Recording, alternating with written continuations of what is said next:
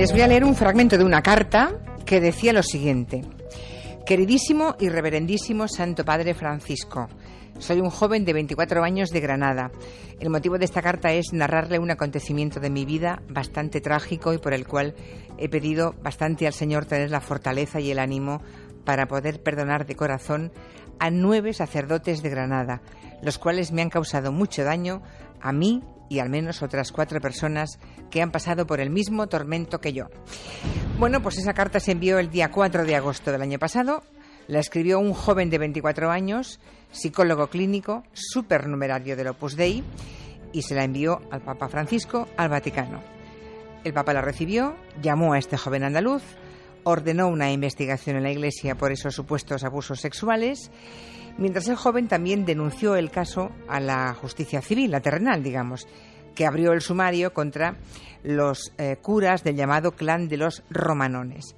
Sobre esta investigación, las luces y las sombras de la misma, hoy hablamos en el Territorio Negro con Luis Rendueles y Manu Marlasca. Muy buenas a los dos. Hola. Hola, muy buenas tardes. O sea que este joven primero denuncia al Papa y luego a la Fiscalía de Granada esos abusos sexuales que habrían cometido contra él 9 hombres, 7 de ellos curas, que integran el clan de los Romanones. Bueno, recordarán que la policía detuvo a varios de esos sacerdotes, fue un momento caliente de esa información, digamos, pero luego algunos quedaron en libertad. Ahora mismo, ¿cómo tenemos el caso? Todos quedaron en libertad. Todos. Y la acusación solo continúa contra uno de ellos, contra el líder del grupo, el padre Román Velázquez, el jefe del clan de los Romanones. El resto de los curas que fueron denunciados por el joven han quedado ya exonerados. Y han quedado exonerados por un tema formal. No se va a investigar siquiera si existieron esos abusos realmente, si existió ese exhibicionismo o encubrimiento que decía el chico, la supuesta víctima, porque habrían ocurrido hace ya 8 años. Y según la ley española, están prescritos porque se dan 3 años de plazo a las víctimas para denunciar este tipo de delitos desde que ellos cumplen la mayoría de edad. Y en este caso ya han pasado 6 años, el chaval ya tiene 24 años. Bueno, quede claro pues que no es que hayan sido exonerados, bueno, sí han quedado exonerados, pero porque el supuesto delito estaba prescrito, Eso quede claro. Es un asunto formal. Es un asunto formal, es que puede que ellos digan que eran inocentes. Bien, ¿por qué entonces continúa acusado el padre Román? Porque él sí permanece acusado. Sí, porque las acusaciones contra él son algo más graves. El joven ha denunciado a este sacerdote, al que conoció cuando tenía apenas 7 años en la parroquia de San Juan María Vianney, en Granada, y del que comenzó siendo su monaguillo. Bueno, pues la relación a partir de ahí fue volviéndose más intensa, el chico empezó a pasar días, después temporadas, en esa casa de los Pinillos que tenía el grupo de sacerdotes y que es el epicentro de la investigación. Allí, siempre según la denuncia del chaval, el padre Román le obligó a masturbarle varias veces, le penetró analmente en 2 ocasiones cuando él era menor de edad, y esos delitos tan graves, no prescriben hasta 10 años después de que la víctima se convierta en mayor de edad.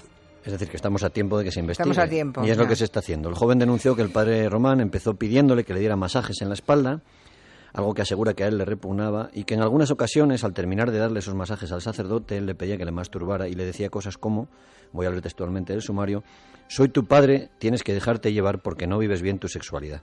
El padre Román está en libertad, bajo fianza, después de que pagara 10.000 euros. Por eso este sacerdote sigue acusado, insistimos. Vamos a entrar ahora en el sumario del caso. Y nos queréis hablar de los pinchazos. Eso es muy interesante. Escuchen ustedes que verán cómo van a quedarse perplejos. Hablamos de los pinchazos telefónicos a los sacerdotes. Contad. Sí, primero revelan las buenas conexiones de estos curas de Granada. Al día siguiente de que el juez ordene escuchar sus conversaciones telefónicas, el 18 de noviembre, alguien llama al sacerdote y le dice, textualmente, tenemos topos en los juzgados. Pocas horas después, una mujer que se llama María y dice llevar en los juzgados 30 y tantos años, le dice que ha consultado con alguien y que aunque la carta del denunciante era creíble, el caso estaría prescrito. Ese día, ahora que se habla tanto de filtraciones, las investigaciones están secretas, están bajo secreto. Pues bien, esta mujer advierte al principal acusado de que pueden tener pinchados los teléfonos y le recuerda el caso de las grabaciones realizadas al matrimonio de la niña china, dice. Cuando hablan del matrimonio de la niña china, imagino que esta garganta profunda de los juzgados se refiere a los padres de Asunta Basterra, ¿no? Acusados del asesinato de su hija. O sea, que los sacerdotes de ese grupo, atención, fueron avisados de que sus teléfonos estaban pinchados al día siguiente de que la policía empezara a escucharlos. Al día siguiente. Así fue. Y a pesar de eso, los 3 sacerdotes que tuvieron los teléfonos pinchados, porque solo se autorizó pinchar a los 3 acusados, digamos, principales, no pudieron evitar mostrar bastante nerviosismo y arremeter contra el denunciante, contra el chaval, que sería algo dentro de lo que cabe lógico, pero también cargaron contra el Papa Francisco. Vamos a leer algunas frases de esas grabaciones que están en el sumario del caso de los romanones. El padre Manuel Morales, uno de los denunciados por el joven, asegura por teléfono: es adulador, es dominante, es enfermo y es psicópata. Es un pequeño Nicolás. Otro de los sacerdotes acusados de abusos sexuales, Francisco Campos, dice en una conversación del 20 de noviembre, textualmente: este señor es un pequeño Nicolás, es un delincuente, sabemos que es un delincuente de guante blanco, un manipulador de narices. Ay, es curioso que los dos sacerdotes comparen a un joven, un pobre crío que vivió con ellos durante años, con el mismo personaje, el pequeño Nicolás, que había saltado ya entonces a la fama, ¿no?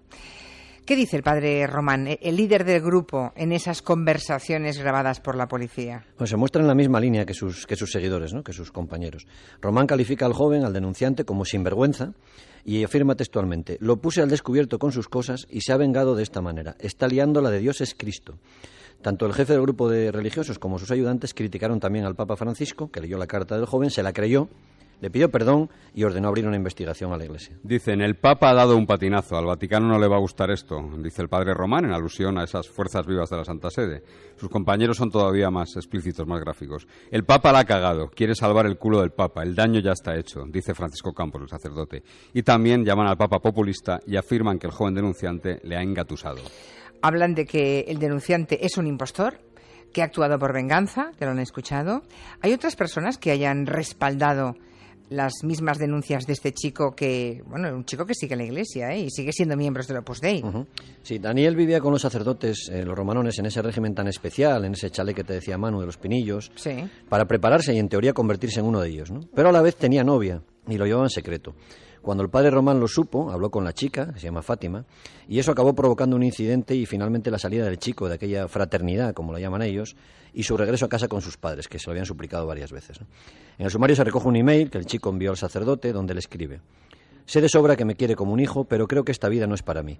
Me lo ha dado todo, tu familia, tu casa, tu tiempo, tu dinero, tu paciencia. 20 días después, el sacerdote responde: ¿piensas que estaba haciendo una estrategia perversa para separaros? A estas alturas me consideras una verdulera de barrio. Yo también he renunciado a mucho y con mucho gusto porque deseo una relación verdadera contigo. No me arrepiento de nada de lo vivido contigo y quiero seguir adelante.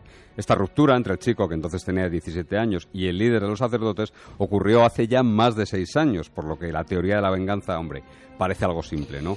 Más si se lee, desde luego, lo que han contado otros jóvenes a la policía también. ¿Cuáles son esos testimonios y qué dicen sobre la vida con esos romanones? Daniel mencionaba en la carta que has empezado leyendo al Papa a varias personas, 2 chicos y 2 chicas, que alguno de ellos estaría todavía viviendo con los romanones, ¿eh? Contó primero su versión a una profesora suya, que se llama Trini, que le animó a denunciar ante la policía.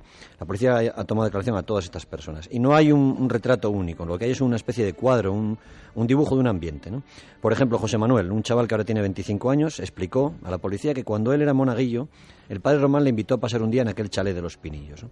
Y él recuerda cómo se asombró al ver que los curas se desnudaban en la piscina y se besaban. Y que luego el propio Román esa tarde se acercó a él vistiendo solo unos calzoncillos y le dijo: esta noche duermes en mi cuarto y en mi cama. Luego le pidió que le diera un masaje y él, insisto, un menor de edad, un crío, se sintió incómodo y se fue del chalet. Otro hombre que se llama Gerardo contó a la policía que fue invitado al chalet y que cuando se estaba duchando el padre Román entró y trató de agarrarle el pene. En un tercer testimonio es el de Josué, que fue monaguillo del padre Román durante 7 años hasta el año 2004. El chico recuerda, bueno, pues la extrañeza al ver que los curas se besaban entre ellos y les hacían a ello imitarlos, ¿no? Este joven recuerda también que Román le daba masajes y que sentía sus erecciones, y cuando rechazaba a los sacerdotes, este joven era criticado por ellos, que ponían como ejemplo a Daniel y le decían que tendrían que dejar el grupo. Los sacerdotes han negado, supongo, que todo esto ocurriera. Mira que hay testimonios, lo habrán negado todo. Uh-huh. Sí. Pese a los testimonios que les apoyan, ¿no? No, y también hay testimonios que les apoyan. Por eso te decía que no hay una verdad única, ¿no? Ya, 2 ya. chicas que han vivido en diferentes etapas dentro del chalet de los romanones con ellos, han negado todos esos abusos, ¿no? Una profesora de catequesis, que ahora está casada, dice que es todo mentira y califica al denunciante, a la supuesta víctima, de bipolar y manipulador. Otra joven que vive actualmente todavía, o vivía hasta que fueron detenidos con los romanones, también lo desmiente. En cuanto a la profesora que escuchó el relato de la víctima y le animó a ir a la policía, Trini, los sacerdotes y su entorno la desacreditan, aseguran que todo esto lo hace por venganza hacia ellos, porque les guardaba rencor después de que ellos se opusieran a una relación sentimental que tuvo ella, profesora de religión, con un hombre marroquí, ¿no? También asegura que miente en Daniel, el denunciante, su exnovia, Fátima, cuya relación precipitó aquella ruptura del joven con los sacerdotes, ¿no? Y la declaración de Fátima, sí es cierto en el sumario, que deja en bastante mal lugar al denunciante. ¿Por qué? ¿Qué ha contado la exnovia de este joven? Bueno, Fátima dice que rompió con Daniel porque la maltrataba psicológicamente, porque la insultaba, y tiene toda la credibilidad, porque en el año 2010, es decir, mucho antes de que esta historia saltara a la luz, denunció al joven ante la Guardia Civil de Armilla, en Granada. En la denuncia, la chica afirmaba que Daniel no aceptó la ruptura y le envió unos 90 mensajes en los que la llamaba puta, hija de puta, inútil, y la amenazaba. Le decía, por ejemplo, te vas a enterar, te voy a hacer la vida imposible. El 2 de junio de 2010, los padres de la chica, que como ella son seguidores del grupo Camino Neocatecumenal, lo que la gente conoce como Kikos, avisaron a la Guardia Civil porque habían aparecido pintadas en sus coches con letreros, fuera Kikos, fuera Kika, y había 2 jóvenes con casco de moto y capucha que estaban gritando en la puerta de su casa. Los agentes de la Guardia Civil que acudieron allí identificaron luego a su exnovio, al denunciante, y a un amigo, y fue condenado entonces a una orden de alejamiento de 6 meses, según cuenta su exnovio. En fin, es un asunto turbio, oscuro, difícil, ¿no? Será la justicia la que decida y establezca la verdad, y en todo caso que él sea presuntamente un agresor no quiere decir que invente lo otro, ¿no? Sí. Insistimos, será la justicia la que decida, al menos la verdad probada.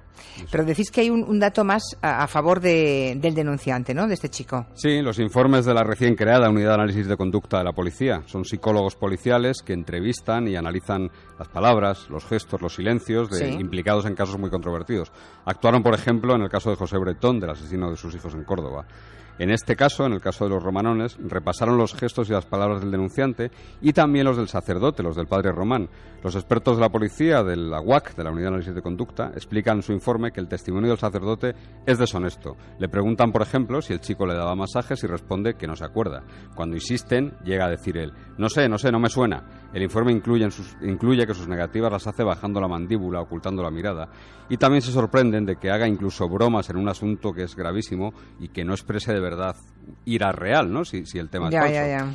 Muy diferentes son las conclusiones del informe sobre el denunciante, ¿no? Sobre Daniel. Los agentes, los psicólogos de la Unidad de Análisis de Conducta de la Policía aseguran que es posible que exagere o que adorne algún detalle, pero que su testimonio, en lo que se refiere al asunto de fondo, es decir, a los abusos de los que él habría sido víctima, es esencialmente honesto, espontáneo y coherente.